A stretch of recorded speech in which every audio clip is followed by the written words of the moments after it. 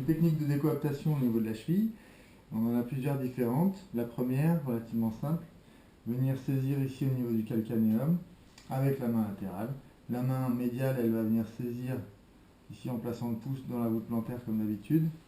Placer le petit doigt dans un premier temps au niveau du col de l'astragale, donc juste au niveau de la tibio-tarsienne, et la fixer. On va fixer le pied contre notre corps et venir simplement se pencher vers l'arrière pour créer une traction. Donc là, on décoapte majoritairement au niveau de la tibio-tarsienne, puisque là, le petit doigt est au niveau du col de l'astragale. À ce niveau-là, pour toutes les décoaptations qu'on va faire, on peut faire dans le même principe. Si je décale ma prise de main légèrement plus distalement et venir dépasser la tête du talus et pour venir me placer plutôt sur le naviculaire ici, je vais décoapter non seulement la tibio-tarsienne mais aussi la sous-astragalienne. Donc je peux faire ça pour toutes les techniques. On va voir toutes les prises de main qu'on va voir. Deuxième possibilité pour décoapter, on va venir se placer latéralement par rapport au patient. On va venir placer le coude de la main céphalique par-dessus le creux poplité du patient. Essayez d'avoir une prise relativement large ici au niveau du creux poplité, pas mettre le coude dedans, sinon ça ne va pas être confortable.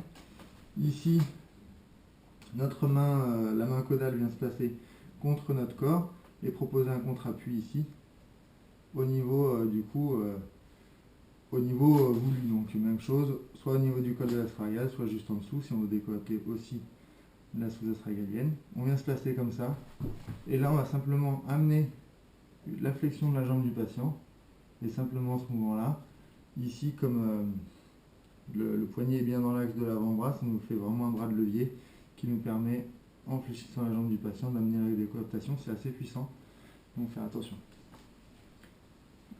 Troisième prise de main possible, on va venir se placer cette fois-ci assis dos au patient, avec sa jambe qui passe à l'extérieur. On vient toujours placer cette main au niveau recherché, donc soit pour la tibio-tarsienne, soit pour la sous-astragalienne. Ici, la main médiale, on va placer le coude sur notre IAS de façon à avoir un contre-appui et venir faire un fer à cheval au niveau du calcanéum. Et là, dans cette position, simplement en se tournant du côté du patient, on amène ici, en fait, un appui sur notre IAS qui crée une sorte de bras de levier qui crée la décoaptation. Autre possibilité, le passencement ventral. Et là, ce sont les techniques qu'on connaît déjà, avec ici une prise en fer à cheval des deux côtés, en se plaçant au niveau que l'on souhaite décoapter, et simplement en tractant le poids de la jambe du patient, créer la décoaptation. Et si on veut avoir une prise légèrement plus puissante, on peut amener notre jambe sur sa cuisse et tracter. Toujours le même principe, on se place au niveau voulu pour décoapter plutôt la tibio-tarsienne ou la sous-astragalienne et la tibio-tarsienne si on se place légèrement plus distalement avec la main caudale.